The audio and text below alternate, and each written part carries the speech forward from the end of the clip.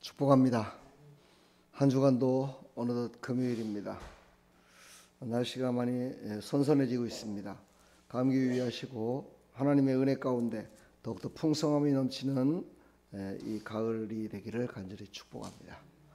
우리 다 같이 사도신경으로 신앙을 고백합니다. 전능하사 천지를 만드신 하나님 아버지를 내가 믿사오며 그 외아들 우리 주 예수 그리스도를 믿사오니 이는 성령으로 잉태하사 동정녀 마리아에게 나시고 본디오 빌라도에게 고난을 받으사 십자가에 못 박혀 죽으시고 장사한 지 사흘 만에 죽은 자 가운데서 다시 살아나시며 하늘에 오르사 전능하신 하나님 우편에 앉아 계시다가 저리로서 산 자와 죽은 자를 심판하러 오시리라. 성령을 믿사오며 거룩한 공회와 성도가 서로 교통하는 것과 죄를 사해 주시는 것과 몸이 다시 사는 것과 영원히 사는 것을 믿사옵나이다. 아멘.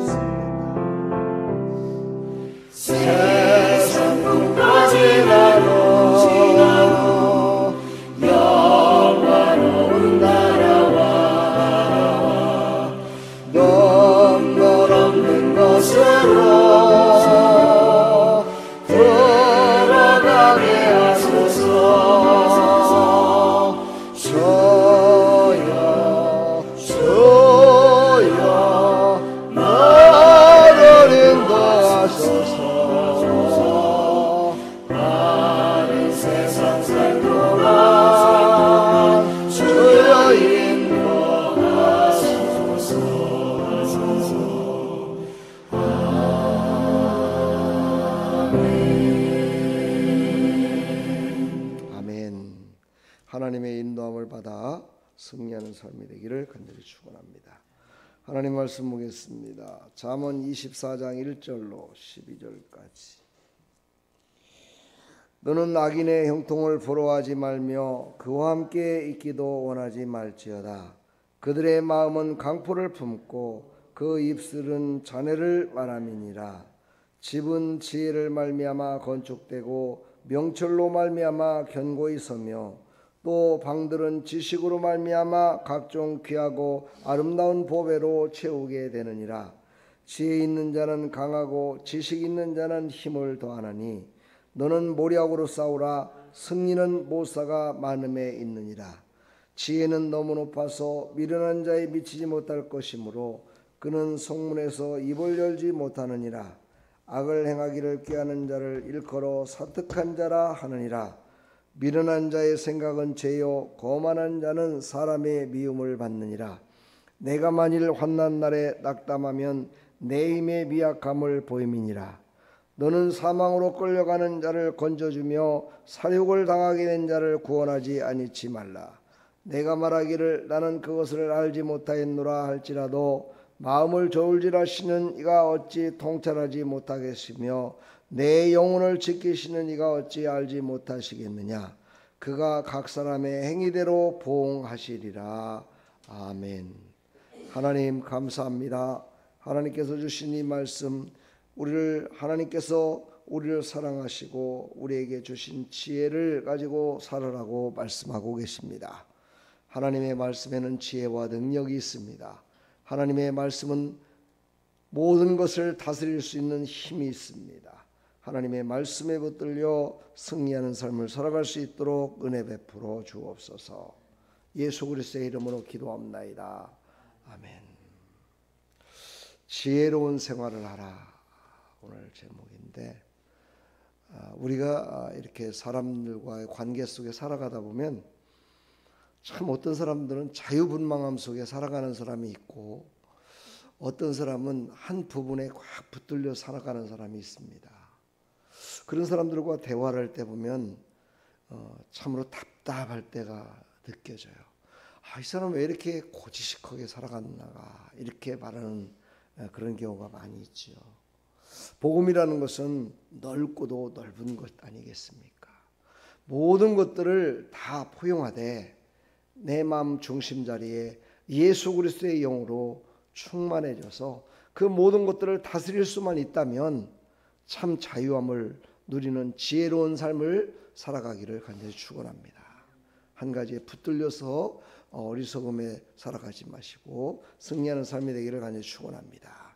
오늘 말씀 전략으로 싸우라 이렇게 말씀하십니다.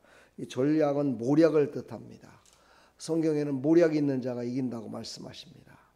오늘 말씀을 보니까 6절에 너는 모략으로 싸우라, 승리는 모사가 많음에 있느니라.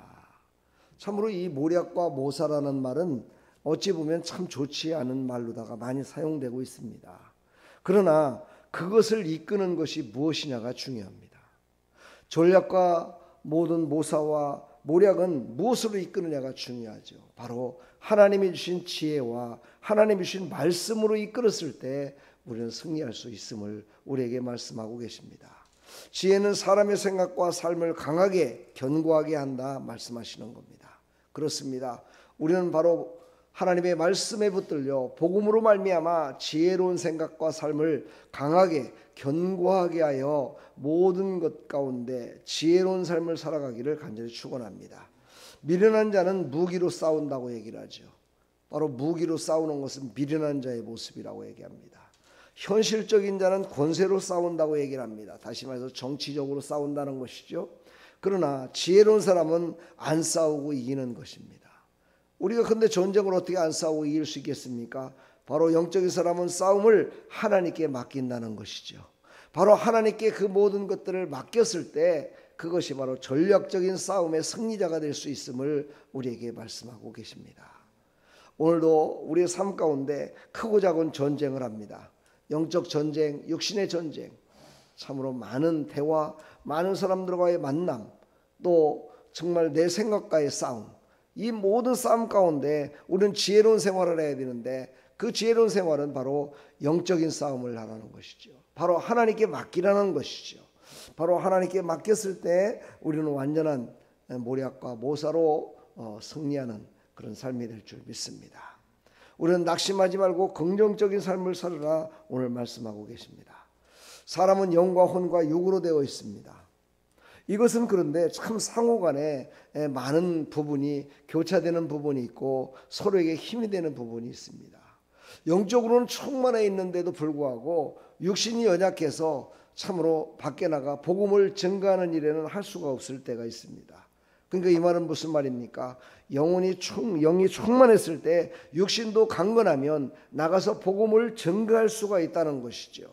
그러니까 우리는 영과 혼과 육, 바로 하나님과 만나는 영, 그렇지요. 우리의 세계 생활 속에 정신 세계를 말하는 거지요. 육은 뭡니까? 우리의 육신입니다. 사실 육신은 영혼에서 어떤 마음을 갖고 있고 어떤 것을 품고 있느냐에 따라서 그냥 혼과 육은 움직여지는 것입니다. 그러나 혼과 육이 또한 연약해 있으면 이 영이 충만해도 그것을 증거하며 살아갈 수가 없습니다. 이게 바로 상호간에 하나님이 주신 은혜요 지혜입니다. 그래서 우리는 영적으로 기도하는 사람은 육신적으로도 강건해져야 됩니다. 육신적으로 강건해지고 영혼을 강건케 하는 것이 아니라 영혼이 강건한 자가 육신을 강건케 되는 하나님이 주시는 건강을 우리는 받아 살아가고 있잖아요. 그렇죠. 우리는 하나님께서 주시지 않으면 건강을 유지할 수가 없습니다. 운동은 내가 하지만 건강은 하나님이 주시는 겁니다.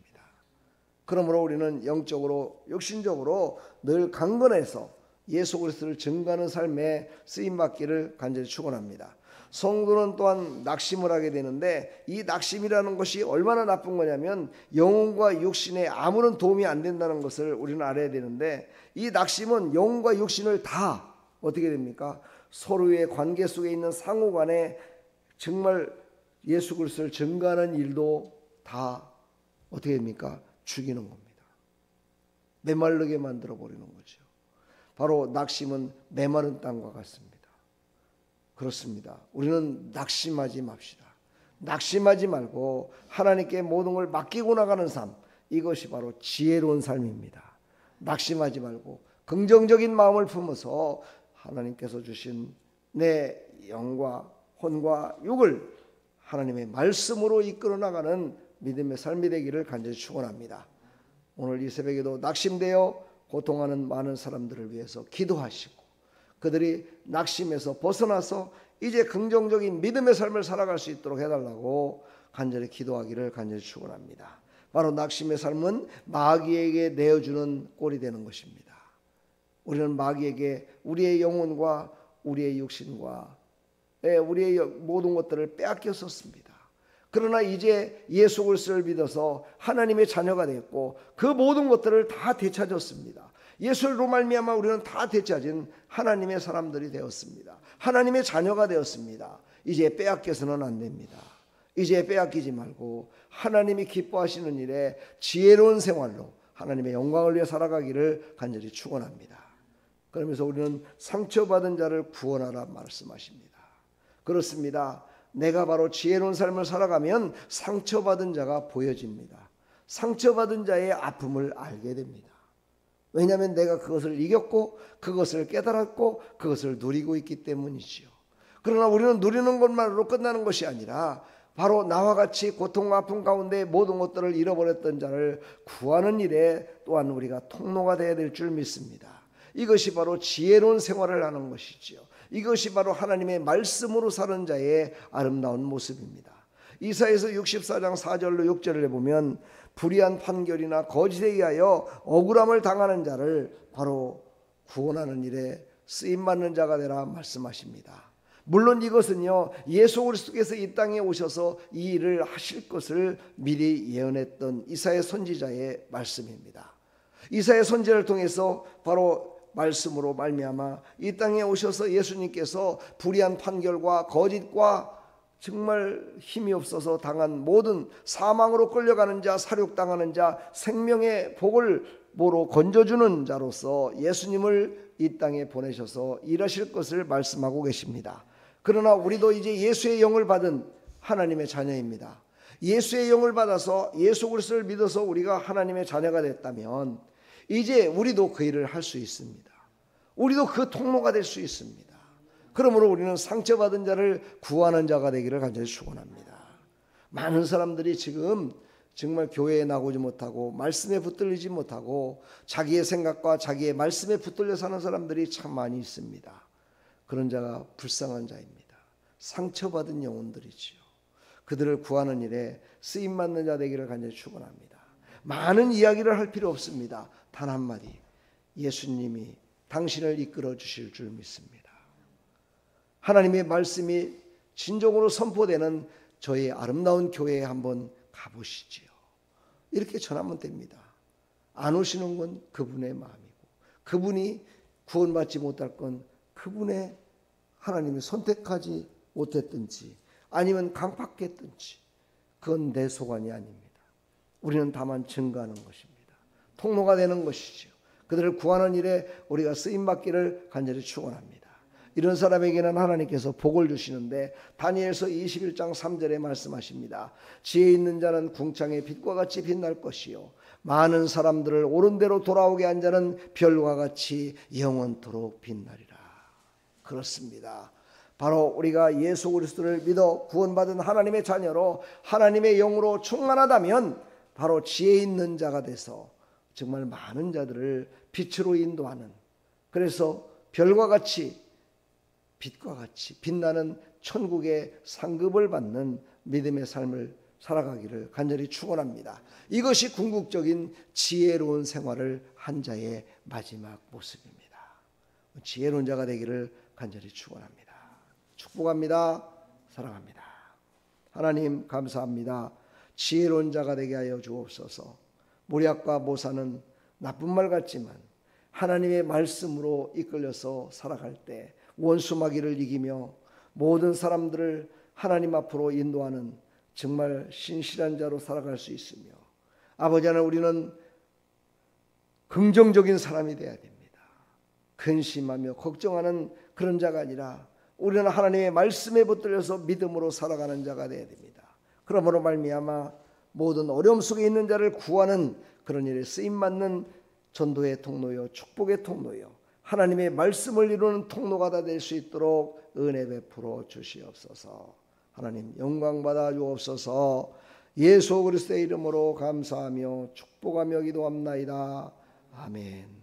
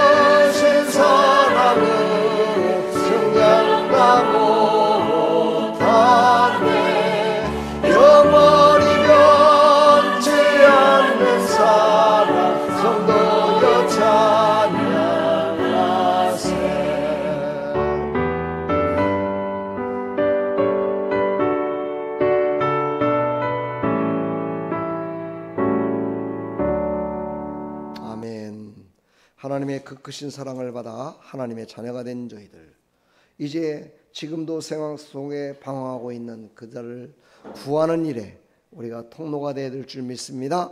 그 일에 하나님의 자녀로서의 삶을 감당하는 믿음의 사람들이 다 되기를 간절히 축원합니다. 우리 시간 다 같이